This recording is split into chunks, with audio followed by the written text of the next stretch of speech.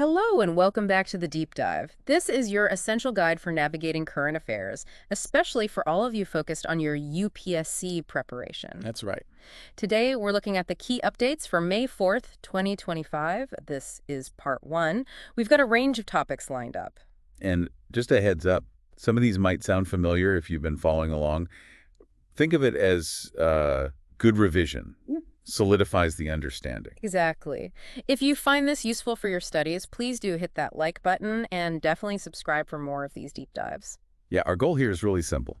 Take these important current events, unpack them for you, pull out the key insights from the sources we have, but without, burying you in detail, just what you need to know. Consider it your focused briefing. So today we're diving into, well, quite a mix. We've got environmental health risks from chemicals, economic and ecological debates around timber, wildlife trafficking updates, some mountaineering achievements. Impressive stuff there. Tribal rights and forest resources, the ancient climate of Arabia, food storage tech, water sharing issues. A lot to cover. National security operations, and India's renewable energy push. Okay, let's start with something called Di-2-ethylhexyl Phthalate, DEHP. Yes, and what's really brought this into focus is a recent study in the Lancet eBiomedicine. Okay. It's drawing a pretty concerning line between exposure to DEHP and a higher risk of cardiovascular mortality. Cardiovascular. Wow. Any specific group affected? Yeah, particularly striking in the 55 to 64 age group. It really highlights the potential long-term health issues from a chemical that's, well, it's all around us. Right. So for anyone not familiar, what exactly is DEHP? It's a synthetic chemical. Yeah. Its main job is as a plasticizer, basically. It makes plastics flexible. Ah, okay, like PVC. Exactly. Primarily used in PVC plastics. It's described as this colorless, oily liquid, mixes with oils, but not really with water. Got it. Any other names for it? You might see it called DOP, di-octyl phthalate, or sometimes BEHP, Bis-2-ethylhexyl Phthalate.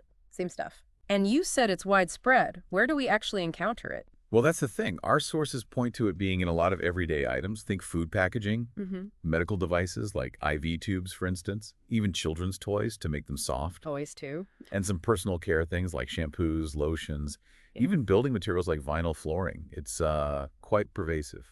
Which suggests exposure is probably pretty common, maybe even continuous for many people. That seems to be the implication. And the global impact numbers you mentioned from the study? They are quite stark. For 2018, the estimate was around 356,000 deaths globally in that 55-64 age group linked to DEHP. Wow, over 350,000. Yeah, and that represents over 13% of all cardiovascular deaths in that specific age group. That's significant. And what about India specifically? You mentioned a higher burden. Yes, that's particularly concerning.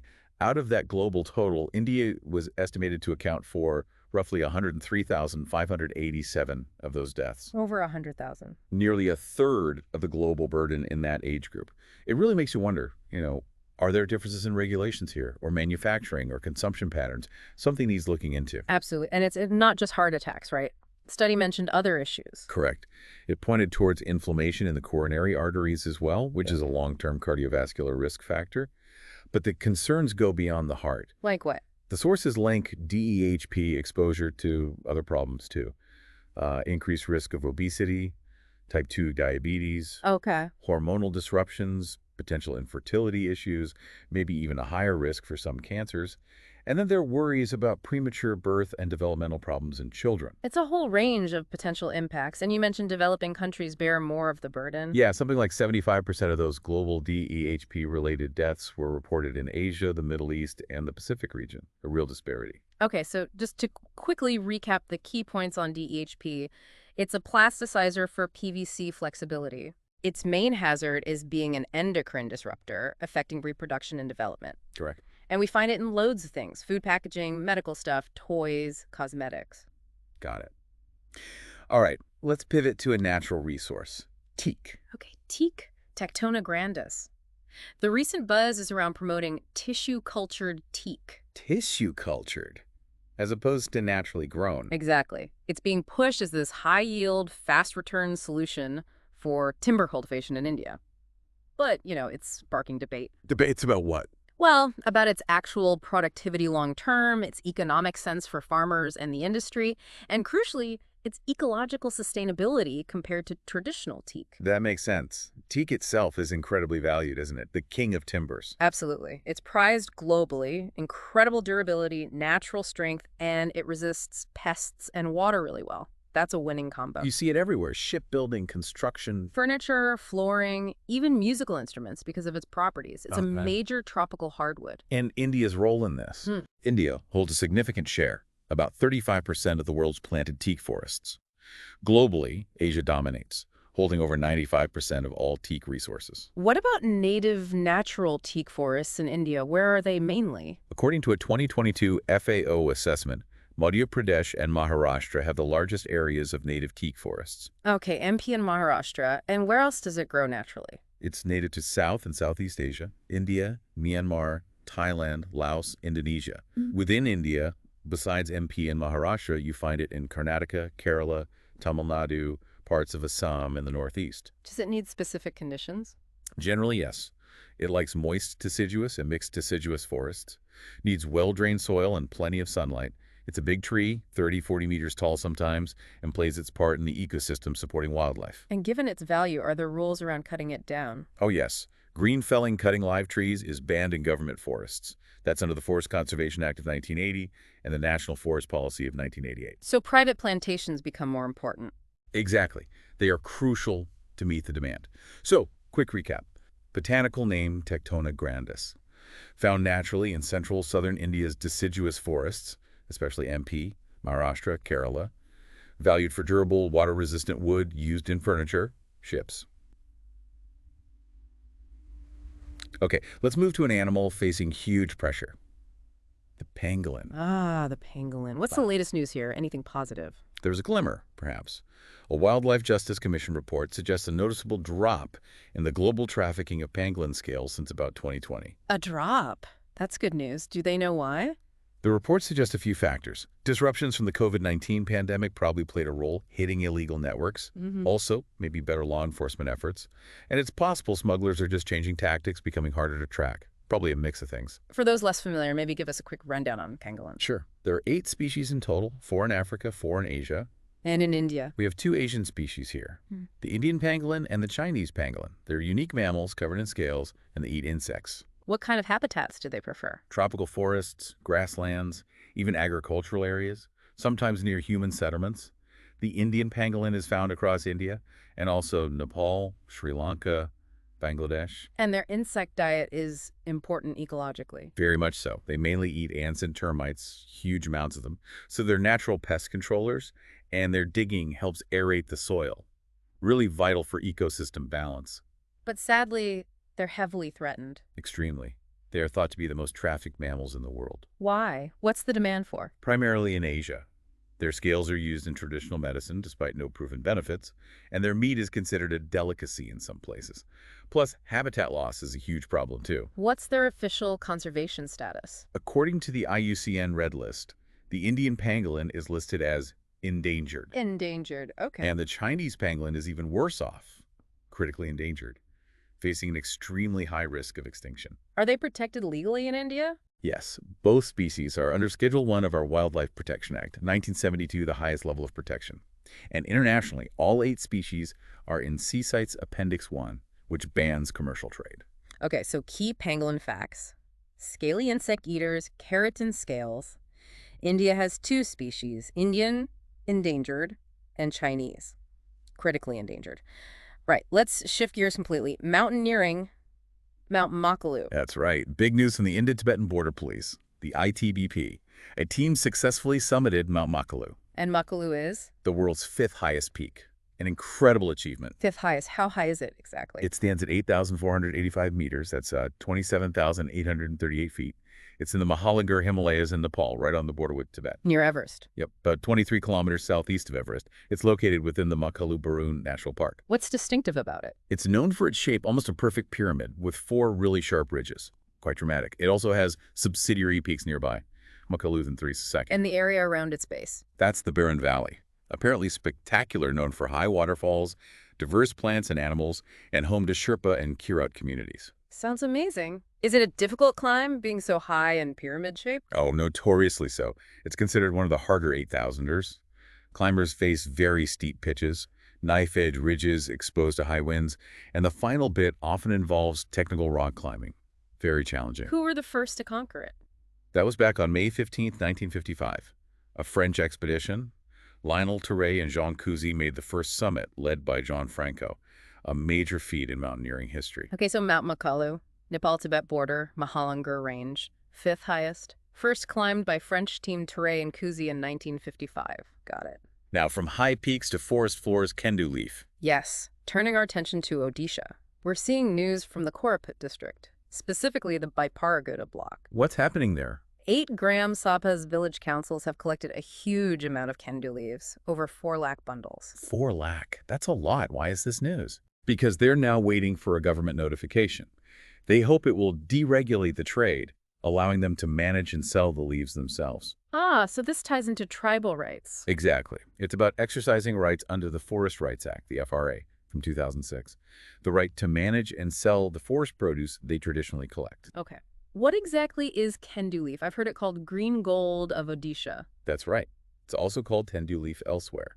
It's a really important non-wood forest product, or NWFP. Non-wood forest product. Yeah. And historically, its collection and trade, like bamboo or sal seeds, were nationalized, meaning state-controlled. What's its main use? Primarily, it's used as the wrapper for rolling bidis, the local cigarettes. It also has some traditional medicinal uses. Which states are the main producers? Key states are Madhya Pradesh, Chhattisgarh, Odisha, Jharkhand, Andhra Pradesh, Maharashtra, and Gujarat. Odisha is the 3rd largest producer. So how does the Forest Rights Act empower these communities regarding Kendu leaf? The FRA specifically recognizes the right of forest-dwelling communities to collect, use, and sell minor forest produce, which includes Kendu leaves. And the crucial amendment in 2012 went further. It empowered communities to also process, store, transport, and sell this produce without needing government permission or paying royalties. That's significant. Who handles things like transport permits then? That's key. The permits are supposed to be issued by the Community Forest Rights Management Committee, the CFRMC, formed by the community itself, not by Forest Department officials. So the CFRMC is central? Absolutely. They issue the transit permits, Yeah. And the FRA is designed to legally override older state laws, like Odisha's Kendu Leaf Act, to ensure these rights are upheld. Okay, so Kendu leaf. Mainly for bidi wrappers, grown in states like Odisha, Chhattisgarh, MP, classified as minor forest produce under the FRA 2006. Right, let's journey now to a very different landscape, the Arabian Desert. Yes, the Green Arabia hypothesis. This is fascinating. A recent study in Nature has found more evidence that the Arabian Desert wasn't always so arid. It had wet periods. Recurring humid periods, yes. Yeah. Which is quite something when you think about the Arabian Desert today. Describe the desert as it is now. It's vast, around 900,000 square miles, making it the 2nd largest desert globally after the Sahara. Covers most of Saudi Arabia, UAE, Yemen, Oman, plus parts of Iraq, Jordan, Qatar, Kuwait. Big area. Any specific parts? 3 main areas often mentioned. The Rub al-Khali, the empty quarter, which is the world's largest continuous sand desert. Then there's the Adana Desert and the Anasud in the north. And the climate. Hyper-arid, right? Extremely. Very little rainfall, less than 33 millimeters a year usually. Huge temperature swings between day and night, and lots of sandstorms, shamals, dust devils, classic desert conditions. What manages to live there now? Highly adapted stuff. Plants like date palms, acacia, gaff trees, salt bushes, animals like the Arabian oryx, camels, gazelles, hyenas, wolves, lizards, snakes, falcons, hardy insects. So what's the evidence for this green Arabia? How do we know it was wetter? The key evidence in this recent study comes from speleothems. Speleo. Yeah, things like stalagmites and stalactites found in caves. They only form when there's consistent rainfall, vegetation above ground creating the right soil chemistry, and mineral-rich water dripping down. So their presence means it must have been wetter. Exactly. Finding them indicates past periods of significant rainfall, and scientists can date them using uranium techniques, building a climate history going back millions of years. Wow. Can they tell how wet it was? To some extent, yes. By analyzing oxygen isotopes in the speleothems, they can get clues about rainfall levels and temperature during those green phases. And wasn't there archaeological evidence too? Fossils? Yes. In the UAE's Binuna Formation, they've found fossils around 7 million years old. Things like hippos, elephants, giraffes, even primates. Animals you definitely wouldn't find there today. Precisely. It strongly suggests that during these green periods, Arabia acted as a kind of corridor, A corridor for migration. Yes, for animals moving between Africa and Eurasia, and potentially for early hominids too. Fascinating. So, Green Arabia hypothesis. Periodic wet phases in the past supporting life and migration. Evidence includes speleothems, fossils, maybe ancient tools, relevant for understanding early human movement out of Africa. Okay, let's switch to something very modern.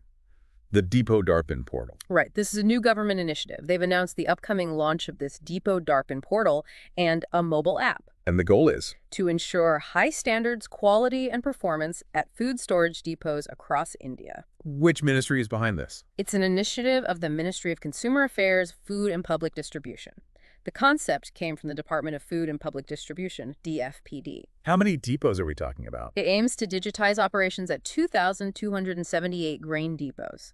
These are run by the Food Corporation of India, FCI, the Central Warehousing Corporation, CWC, and various state agencies. Okay, so how will it work? How does it ensure quality? It allows depot managers to assess their own performance in near real time. They look at infrastructure, operations, even financial aspects. They input data. Yeah, they upload geotagged info about their depot's infrastructure. The system then automatically generates ratings and suggests areas for improvement. Is there any checking involved? Yes, there's a verification process. 100% validation by supervisors, plus random third-party audits to ensure accuracy. What kind of things are being assessed for the rating? Two main categories. First, infrastructure, safety, storage quality, environmental controls, tech use, following rules. Second, operational efficiency.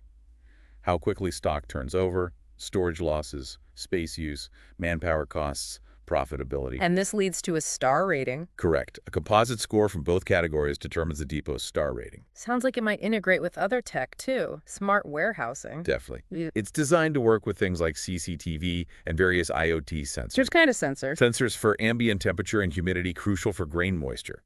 CO2 sensors to detect potential insect infestations.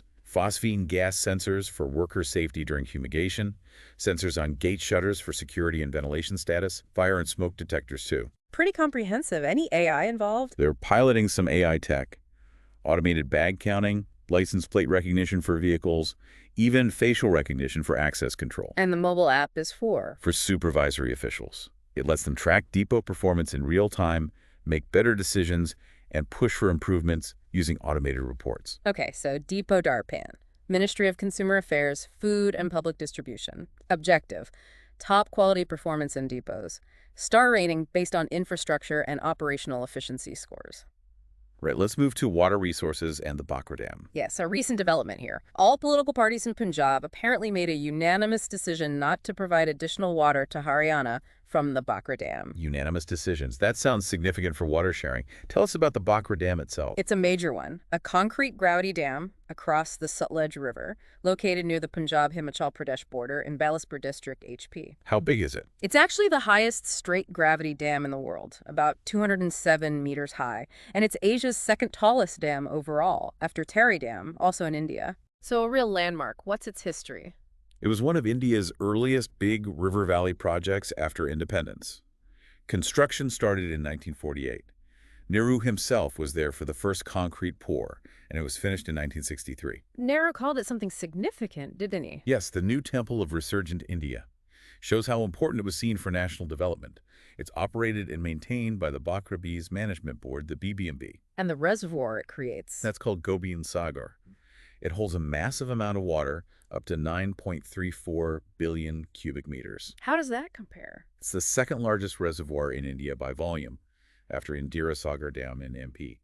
The reservoir itself is huge, 90 kilometers long, covers over 168 square kilometers. Is it connected to the Nangal Dam? Yes, Nangal Dam is downstream. It's a separate structure, but they work together, so sometimes people refer to the whole thing as the Bhakra Nangal project. Okay, quick check. Bhakra Dam is on the Sutlej River. Not the highest dam in India overall, Tehri is, but the highest straight gravity dam, and it's a gravity dam. Got it. Let's shift now to internal security. Operation Kagar. Right, Operation Kagar. This is a major counterinsurgency operation launched by the government in 2024. Aimed at who? Primarily targeting the Maoist or Naxalite insurgency, especially focused on the so-called Red Corridor areas in Chhattisgarh, Telangana, and nearby states heavily affected by left-wing extremism. And it's a large-scale operation. Very large. Involves deploying around 1 lakh, that's 100,000 paramilitary troops, Forces like the CRPF, their Cobra units, state DRGs, and state police are all involved. Are they using new technology? Yes, deploying modern tools is a key part. Drones for surveillance, AI for intelligence analysis, satellite imagery for mapping and tracking. What's the ultimate stated goal? The primary objective is quite ambitious: to completely eradicate Maoist influence in these areas by March 2026. March 2026. How are they planning to achieve that? It's described as a four-part plan.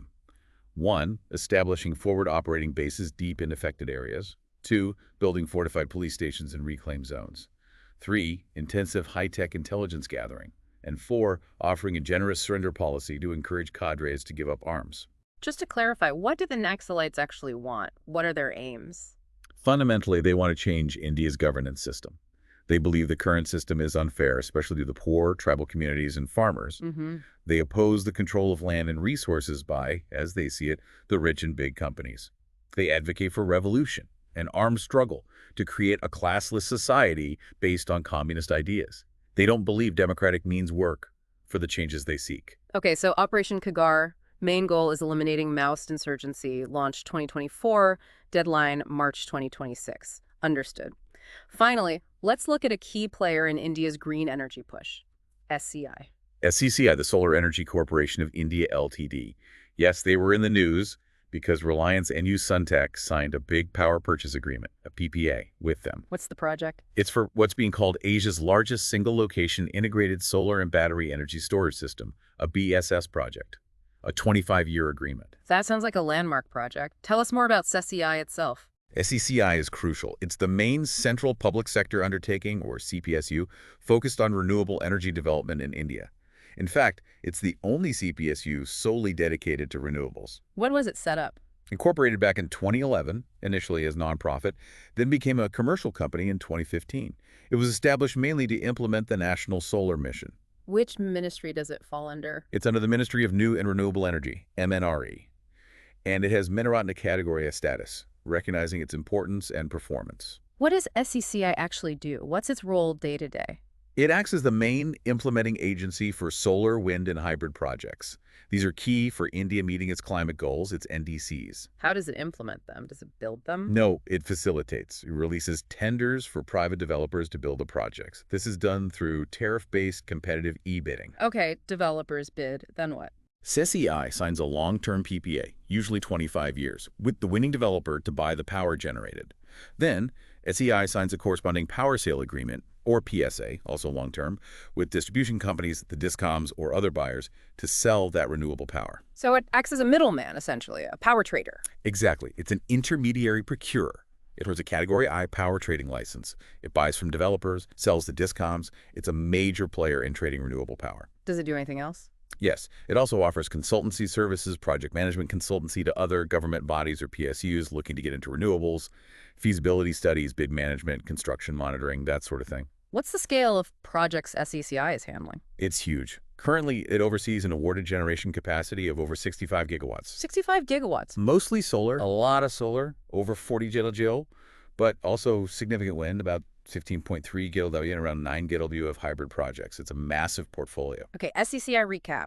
Under Ministry of New and Renewable Energy, set up 2011, uses tariff-based competitive e-bidding for projects. Got it. We've certainly covered a lot of ground today, haven't we? From those hidden chemical risks with DEHP right through to big strategic moves like Operation Kagar and the massive push in renewable energy via SECI. Absolutely. And each of these topics has threads relevant to your UPSC Prelims prep. Our aim, as always, was to give you a clear, concise breakdown, pulling out those essential insights from the source materials to help you stay informed. Right. And maybe a final thought to leave you with as you continue your studies. How do these things connect?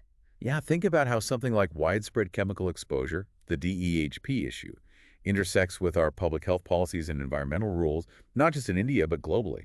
And then how do large-scale security efforts like Operation Kagar sit alongside or maybe even influence the socioeconomic landscape that's also being shaped by this huge transition towards renewable energy? These are complex, interconnected systems, worth pondering. Definitely. We hope this deep dive gave you a solid base to think about these connections.